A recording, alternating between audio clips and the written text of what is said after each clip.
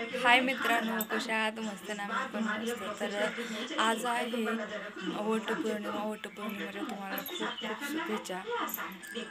तर मित्रांनो, काय असतं प्रत्येक स्त्रीच्या आयुष्यात असं एखादं सण असतो, म्हणजे तिच्या आयुष्यात प्रत्येक स्त्रीच्या आयुष्यातला हा सण खूप महत्त्वाचा असतो. तिच्या प्रेमाची माणसं जोडण्यासाठी, प्रेमाच्या माणसासाठी ती उपवास करते, देवाकडे प्रार्थना करते, आपल्या नवऱ्याचं आयुष्य चांगलं जावं, आयुष्य या जन्मी नाही तर प्रत्येक जन्मात हाच नवरा भेटावा. पण कसं असतं मित्रांनो, प्रत्येक मुलीच्या आयुष्यात असा म्हणजे अशी घटना घडेल असं नसतं ना. म्हणजे उपवास तर करते, पण ते खरं किती खोटं किती देवालाच माहीत. उपवास तर करत असते, प्रत्येक मुली उपवास करतात. वटपौर्णिमेचा आपला नवरा हे करावं, दीर्घ आयुष्य व्हायला पाहिजे, आपला नवरा आपल्याला प्रत्येक जन्मी हाच नवरा भेटावा. पण माझं दुर्दैव इतकं वाईट आहे की माझं दुर्दैव, मी हा उपवास करू शकत नाही. तर तुम्हाला माहीत आहे मी का करू शकत नाही, पण काही लोकांना वाटतं ही टिकली आणि मंगळसूत्रासारखं दिसतंय, ते घातल्यामुळं सगळ्याला वाटतं की ही खोटं बोलत्या, ही विधवा असलेलं खोटं बोलत्या. तर मित्रांनो, काय असतं, स्वतःच्या प्रोटेक्शनसाठी किंवा स्वतःच्या संरक्षणासाठी मी ही टिकली आणि हे मणिमंगळसूत्रासारखं घालते.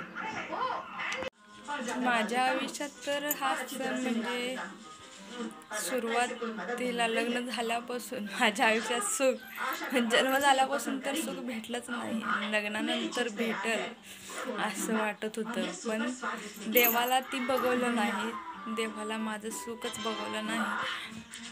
लग्नाच्या 4थ्याच वर्षी माझ्या मिस्टराला देवाने हिसकावून घेतलं, माझ्यापासून कायमचं दूर खेळलं. आणि मी देवाकडे लग्नाच्या पहिल्या वर्षी उपवास केला.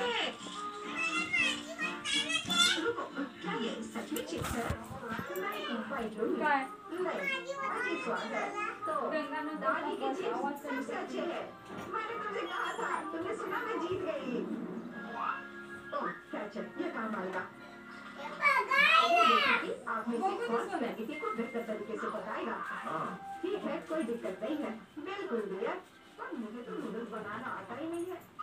मैं इसके साथ क्या करूँ? ठीक है, इसे सॉस में डालता हूँ।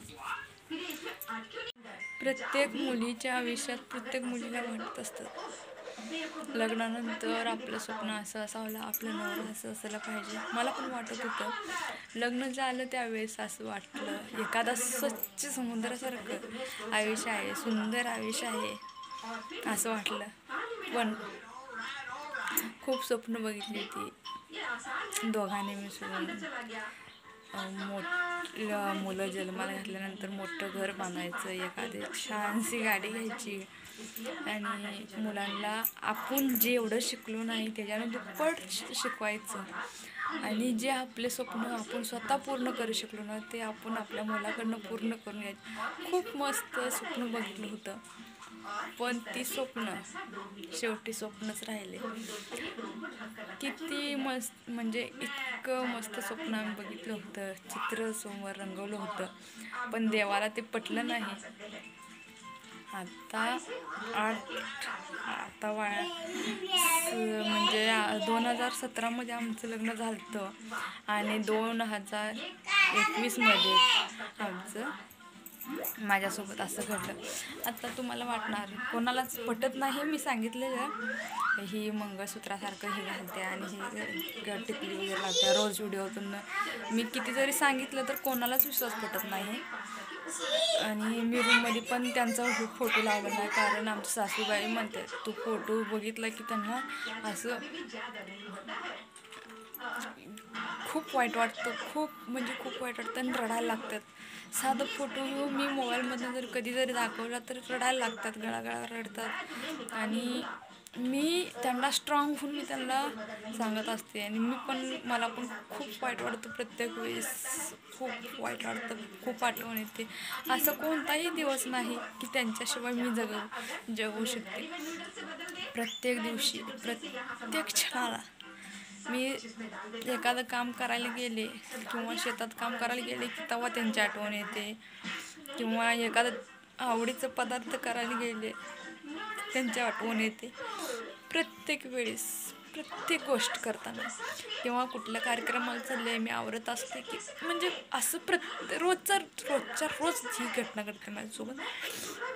मी कुठल्या तर कार्यक्रमाला चालले आणि आवरायला लागले तर आठवते की त्यांनी माझी कशी चेष्टा करायची, मस्करी करायची, किंवा त्यांनी सांगायचे त्यांच्या आवडीची साडी नेस वगैरे वगैरे. ही सगळी गोष्ट आठवून खूप वाईट वाटतं का नाही खरंच.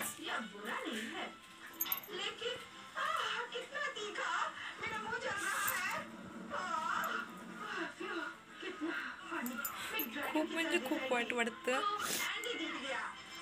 माझ्या आयुष्यात का असं झालं. माझं वयाच्या 17व्या वर्षी लग्न झालं आणि वयाच्या 21व्या वर्षी मी विधवा होऊन बसल्या. आता वयाचे 23-24 वर्ष चालू आहेत आणि माझ्यासोबत इतकी वाईट घटना घडली. देव कोणाला असली वेळ देऊ नये. मी खूप स्ट्रॉंगली राहते माझ्या मुलींसाठी, माझ्या लेकरांसाठी. त्यांना खूप खूप मोठं करायचं आहे. माझं आणि माझ्या नवऱ्याचं स्वप्न पूर्ण करायचं, ह्यासाठी मी धडपडत असते. पण कोणाला बघवतच नाही. सगळेजण मला नावं ठेवतात, सगळेजण मला त्रास देते इनडायरेक्ट मला त्रास देतात, पण मी कधीच कोणाला सांगत नाही.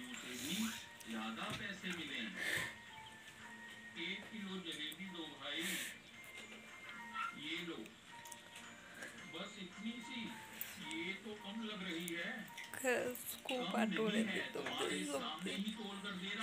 मला माहिती आहे मी कसं जगते तुमच्या. इस तरह रमन लोगों को धोखा देकर खूब अमीर